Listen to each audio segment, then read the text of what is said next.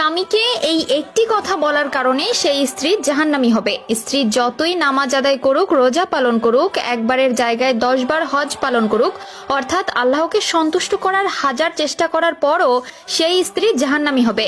নবী করিম সাল্লাল্লাহু আলাইহি ওয়াসাল্লাম বলেছেন, প্রত্যেক স্ত্রী যেন তার স্বামীকে এই কথাটি বলা থেকে বিরত থাকে। কিন্তু বর্তমান সময়ে দেখতে গেলে 90% স্ত্রী জেনে কিংবা না জেনেই হোক না কেন এই কথাটি তার স্বামীকে বলে থাকে। কিন্তু এই কথা বলার কারণে তার ফলশ্রুতি হিসাবে পরপারে কি অপেক্ষা করছে তার জন্য তা তারা একবারও কল্পনা করছে না। এই কথাটাই যেন বর্তমান সমাজের স্ত্রীদের মুখে মুখে উঠে গেছে। রাসূলুল্লাহ সাল্লাল্লাহু আলাইহি ওয়াসাল্লাম আমাদেরকে যে বলে গিয়েছিলেন, হাসরের ময়দানে জাহান্নাম প্রাপ্তদের সংখ্যার মধ্যে নারীরা হবে সংখ্যাগরিষ্ঠ। সে সকল নারীদের একটি লক্ষণ হচ্ছে এই কথাটি বলা। আমাদের মধ্যে অনেকেই আছে যারা প্রতিনিয়ত নিজের স্বামীকে এই কথাটি বলে থাকে। আপনি যদি একজন বিবাহিত